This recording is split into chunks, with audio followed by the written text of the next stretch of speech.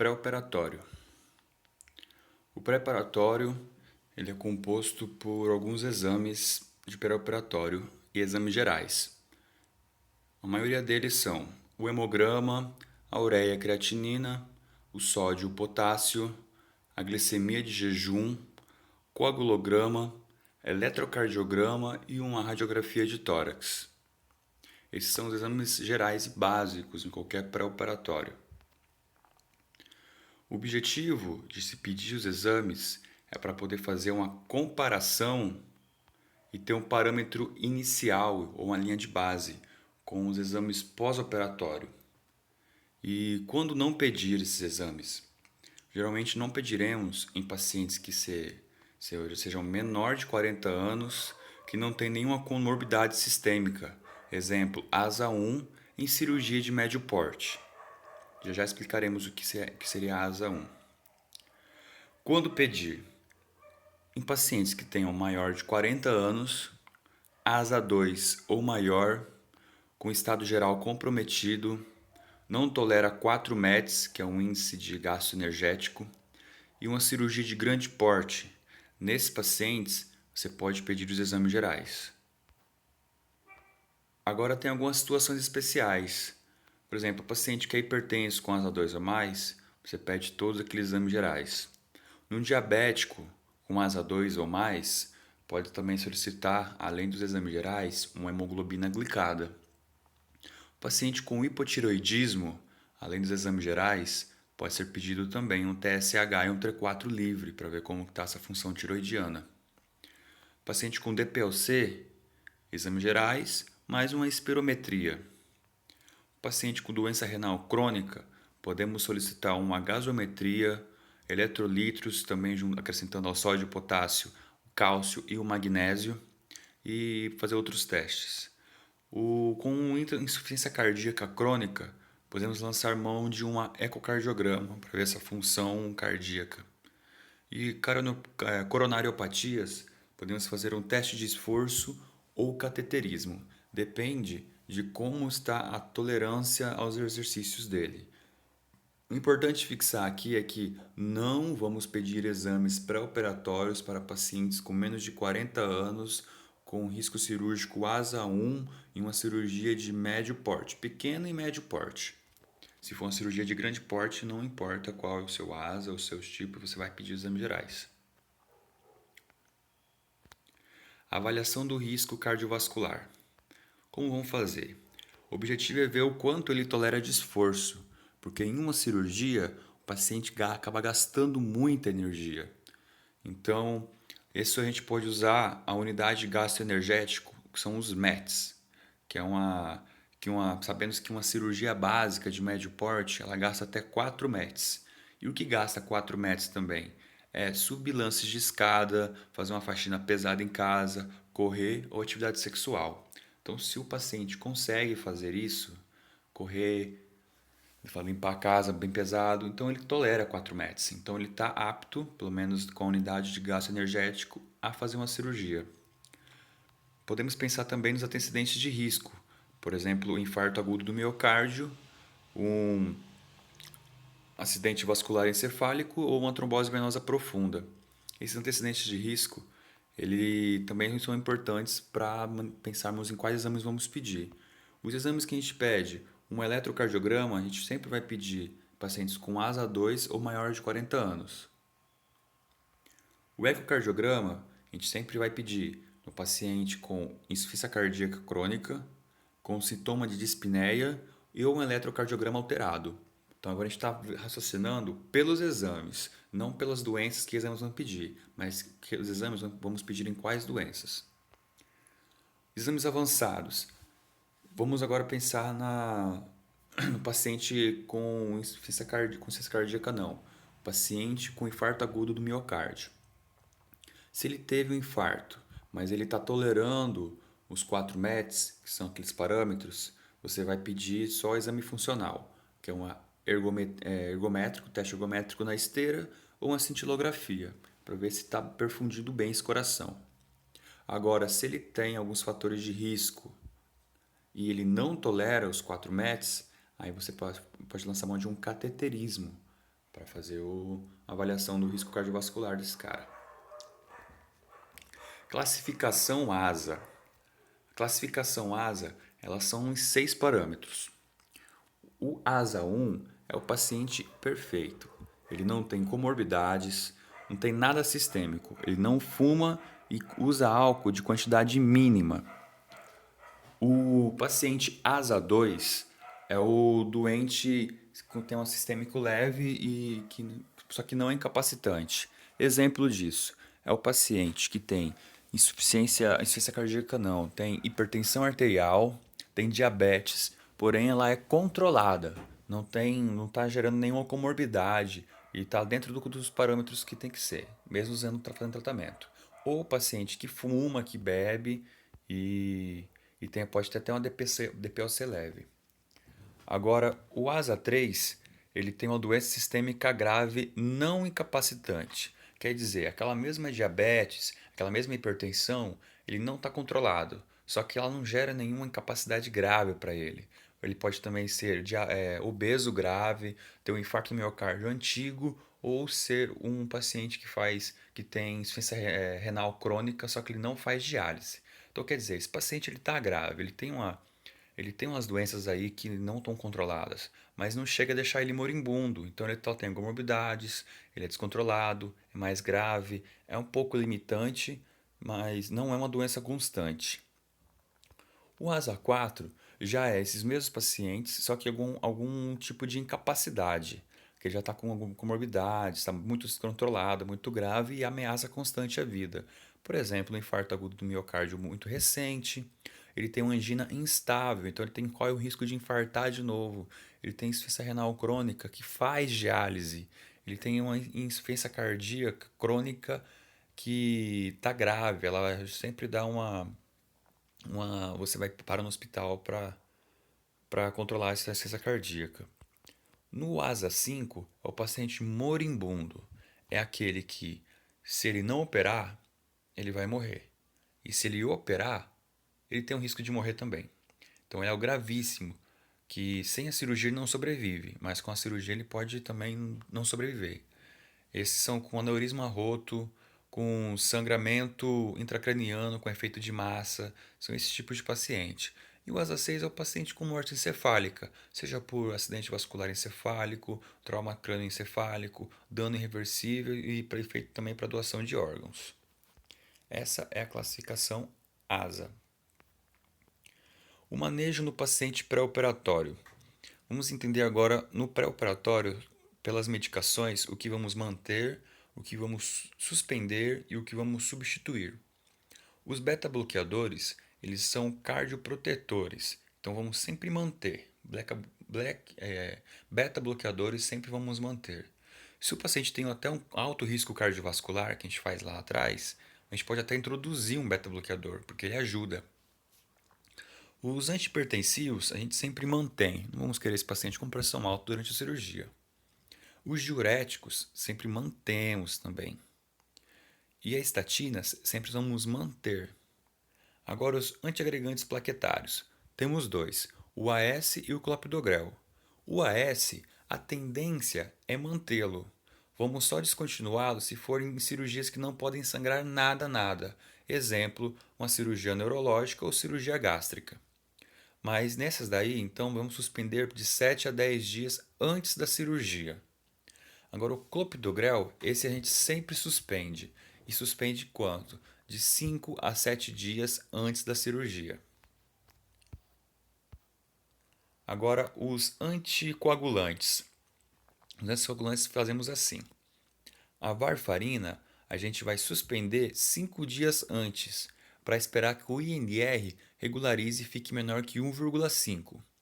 Se o INR não chegar a menor que 1,5, ou se a gente não tem tempo, a cirurgia tem que ser rápida, ele já usa a varfarina, podemos usar antídotos, que seria a vitamina K, ou um plasma fresco congelado, ou o complexo trombobínico ativado. Para substituir a heparina plena, pode substituir a varfarina por heparina plena até 12 ou 24 horas antes.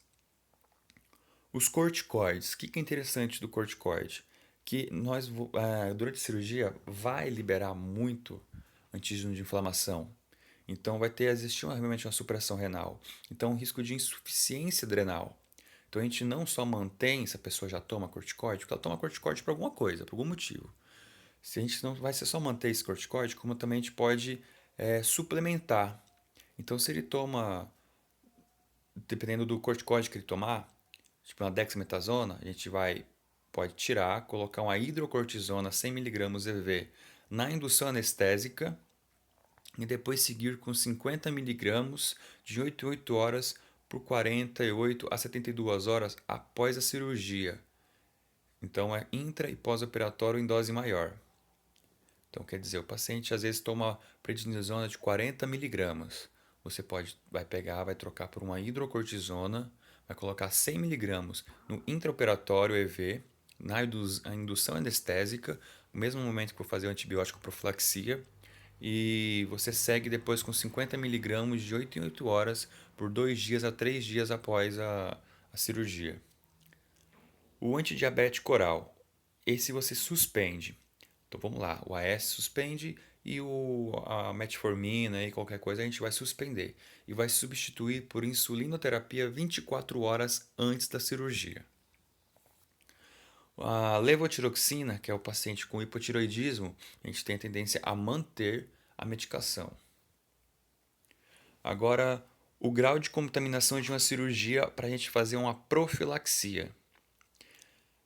A cirurgia limpa, o padrão é não fazer profilaxia, é não usar antibiótico profilaxia. A gente só usa se for no caso de for usar próteses. O que é uma cirurgia limpa? É aquela que não que não tem violação dos tratos colonizados, como a hernioplastia, tireoidectomia. Se você não for entrar dentro da via aérea ou da via digestiva, é uma cirurgia limpa. Então, músculo, se você vai entrar só nos vasos, cirurgia limpa. Cara, não entrou na boca, não entrou na via aérea digestiva, é cirurgia limpa. A potencialmente contaminada, essa você sempre vai usar o antibiótico profilaxia, que é aquelas que entram dentro do trato colonizado. Pode ser pouco colonizado ou violação controlada, ou limpa contaminada. Esses são os mesmos nomes que são utilizados. Esses exemplos: gastrectomia, amig, amig, amigdalectomia, histerectomia. Caramba, travei na palavra. Ok. Quais são as contaminadas? As contaminadas nós sempre vamos usar também o antibiótico profilaxia, que esses nós já entramos no trato colonizado, muito colonizado ou violação não controlada, como a colectomia e a apendicectomia não complicada.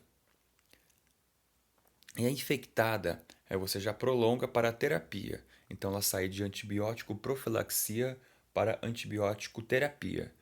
Então, de todas, na cirurgia infectada é a única que fazemos o antibiótico terapia.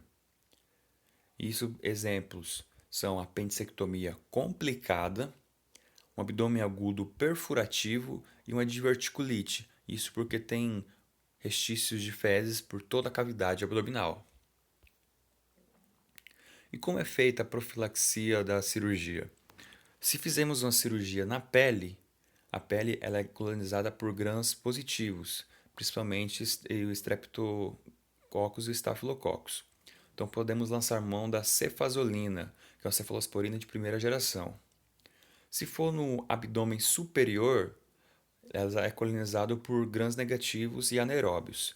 Então podemos também lançar mão da cefoxitina, que é um, uma cefalosporina de segunda geração. Se for cólon distal e reto, são grãos negativos e anaeróbios, assim como o abdômen superior. Então, a cefoxitina, ou podemos a ceftriaxona e o metronidazol. Esse é o mais utilizado na maioria dos serviços. Se for cavidade oral, temos grão positivo, negativo e anaeróbios. Então, podemos utilizar amoxicilina mais clavulanato ou ampicilina mais subactam. Se for trato urinário, temos muito grãos negativos, então utilizamos quinolona. Se o aparelho gênico-cólico tem muito gram-negativo e anaeróbio, então utilizamos a gentamicina e a clindamicina. O importante é que lembrar que na profilaxia de antibiótico, a gente começa a usar na indução anestésica até no máximo 24 a 48 horas depois da cirurgia. Então, no momento da anestesia, a gente faz uma dose e depois vai do respectivo antibiótico, a gente vê nessa tabela aqui, e depois vamos utilizando até no máximo um dia, 2 dias. Depois disso já seria terapia e nós não precisamos, só fazemos terapia em cirurgia contaminada, suja. O acerto. O acerto é você acelerando a resposta total pós-operatória. São medidas que vão melhorar esse pós-operatório do paciente. Uma delas é o jejum. O jejum fazemos antes, né, da cirurgia. Pacientes que ingeriram algo sólidos ou líquidos espessos, como sopas, você tem que ter um jejum de 6 a 8 horas antes, no mínimo. Se for líquidos claros ou água, você pode usar, tem que fazer um jejum de no mínimo 2 horas antes. Isso inclui, por exemplo, em cirurgias de grande porte, nós podemos usar o maltodextrina, que é um agente com muita energia, dar esse líquido para a pessoa conseguir suportar uma cirurgia de grande porte. Vai ficar muito tempo de jejum. Sobre o suporte nutricional, esse é no paciente, por exemplo, no desnutrido. Se ele tiver uma perda ponderal maior que 10% nos últimos 6 meses ou 5% nos últimos meses, nós temos que dar algum tipo de energia, temos que engordar esse paciente.